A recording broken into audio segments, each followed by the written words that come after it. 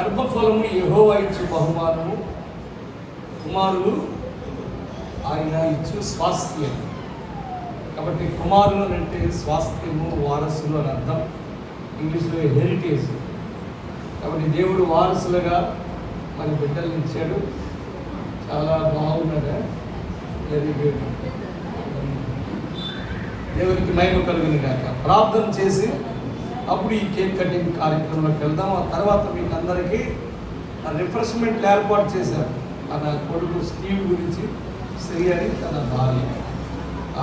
కాబట్టి ప్రార్థన ఈ సమయంలో ప్రార్థన చేసుకుందాం. పసిబిడ్డ కోసం అందరం దేవుని యొక్క సన్నిధి సహాయం తన జీవిత కాలం ఉండేలాగా ప్రార్థన చేద్దాం. అత్యంత పరిశుద్ధమైన మా ప్రియ తండ్రి, నీ అపారమైన ప్రేమకు వందనాలు తండ్రి. శ్రీహరి దంపతులను నువ్వు మరలా దర్శించి నాయన వారు కోరుకున్న విధంగా నాయన స్వాస్థ్యంగా కుమారునిచ్చి తృప్తిపరిచాం. ఈ సంతోషం వారిద్దరిదే కాదు కానీ సంఘం అంతటిది, కుటుంబం అంతటిది కూడా నాయన నువ్వు మాత్రమే మానవుల యొక్క నాయనటువంటి సంతోషాన్ని అత్యధికం చేయగలవు ప్రభా. అలాగే ఈ బిడ్డల సంతోషాన్ని అత్యధికం చేసావు. వారు కోరుకున్న బిడ్డనిచ్చి ఈ పసి బిడ్డను ప్రభా ఈ 3వ నెలలో ప్రభా నీ యొక్క సన్నిధికి తోడుకొని వచ్చారు. ఆయన నీ ఆకాశ వాక్యంలో విప్పి పట్ట జాలనన్ని దీవెనలతో ఈ పసిబిడ్డను నింపండి.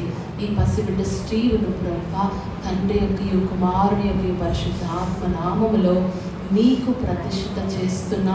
నీ చిత్తానుసారంగా నాయన నీకు ఉపయోగపడే పాత్రగా చిన్ననాటి నుంచి నాయన బిడ్డ నీ సన్నిధిలో, కుటుంబంలో, సమాజంలో పెంచబడటానికి తల్లిదండ్రులకు మంచి జ్ఞానం దయచేయండి.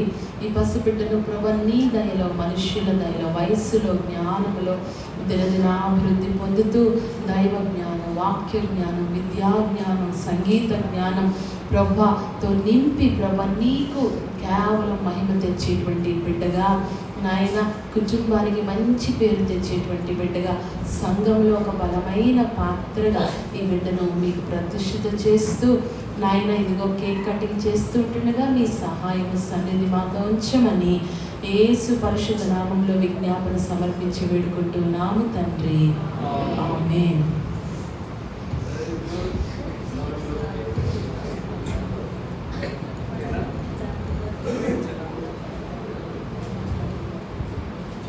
చప్పట్లు పడదాం అందరూ. Happy birthday to you, happy birthday to you, happy birthday, happy birthday, happy birthday to you, happy long life to you, happy long life to you.